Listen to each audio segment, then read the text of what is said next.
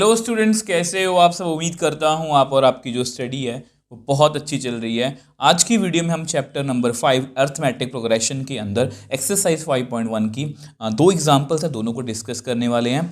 तो इसका जो मतलब कि लास्ट में बेसिक पार्ट था, लास्ट में की जो वीडियो थी हमारी, उसमें मैंने आपको इसका बेसिक बताया था। बहुत ईजी है, रोड मैप भी बताया था। इस पूरे चैप्टर की जो प्लेलिस्ट आपको नीचे डिस्क्रिप्शन बॉक्स में मिल जाएगी, और ये वीडियो जो बेसिक वाली वीडियो आपको देख के आनी चाहिए। तो फर्स्ट एग्जांपल की बात करते हैं। फॉर द एपी, आपको पता है एपी का मतलब अर्थमेटिक प्रोग्रेशन। 3/2, 1/2 ये जो दी हुई है हमें AP, find the first term A and common difference T. तो बहुत इजी क्वेश्चन है। आप मेरे को बताओ इसमें फर्स्ट टर्म क्या है। ये बहुत इजी है, 3/2। और अगर आपको कॉमन डिफरेंस पता है तो मैंने आपको ये नहीं बताया था कि ये डिफरेंस होता है। बहुत से बच्चे इसमें कंफ्यूज होते हैं। मैंने आपको वहीं पर समझाया था बेसिक वाली वीडियो में। सेकेंड टर्म में से फर्स्ट को माइनस करना होता है। तो सेकेंड टर्म में से फर्स्ट को माइनस कर दो, तो ये कुछ इतना आएगा -2/2।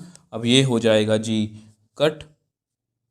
तो यहाँ पर मेरे पास d कितना आ गया -1। और कुछ चेक करने की जरूरत नहीं है, क्योंकि उन्होंने बताया कि ये AP है। a और d बता दो। आई होप ये क्वेश्चन जो है ये आपको अच्छे से क्लियर है।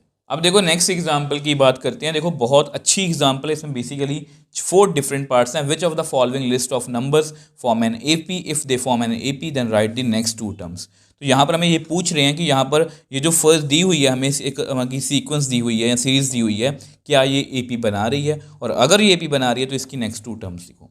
अब देखो आपको पता है AP में एक ही खास चीज़ होती है कि उनके कंसेक्टिव टर्म्स में जो है वो डिफरेंस जो होता है वो सेम होता है। तो मैं D निकालने की कोशिश करूँगा। पहली 10 में से 4 माइनस करो, 16 में से 10 माइनस करो, और 22 में से 6 जो अवेलेबल है मैं वही करूँगा।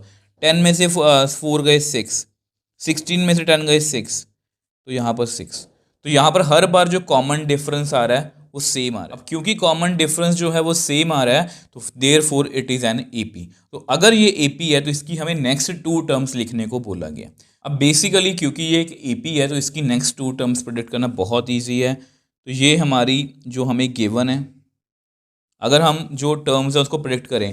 अब आपको पता है 4 में मुझे कॉमन डिफरेंस को ऐड करना है। 6 10 में इसमें 6 ऐड करो 16, 6 ऐड करो 22, 6 ऐड करो 28, 6 ऐड करो 34। तो इस तरह से ये चलती जाएगी। आई होप ये क्वेश्चन जो है ये आपको अच्छे से क्लियर है। अब देखो नेक्स्ट पार्ट की बात करते हैं। 1 -1 -3 -5। तो कॉमन डिफरेंस चेक करते हैं। सेकंड में से पहली टर्म को माइनस करो, कितना आएगा -2। -3 में से पहली टर्म को माइनस करो तो कितना बनेगा। यहाँ पर से गलती होने के चांसेस होते हैं बच्चों से, तो सेम आ रहा है। एक और कर लो चलो। -5 में से इसको माइनस करो, -5 + 3 माइनस। देखो हमें पता है कॉमन डिफरेंस सेम है तो ये एक AP है। तो नेक्स्ट 2 टर्म्स तो कैसे लिखेंगे। -5 में हम नेक्स्ट कॉमन डिफरेंस को ऐड कर देंगे, कितना आएगा -7। फिर -7 में -2 को ऐड कर देंगे, कितना आएगा -9।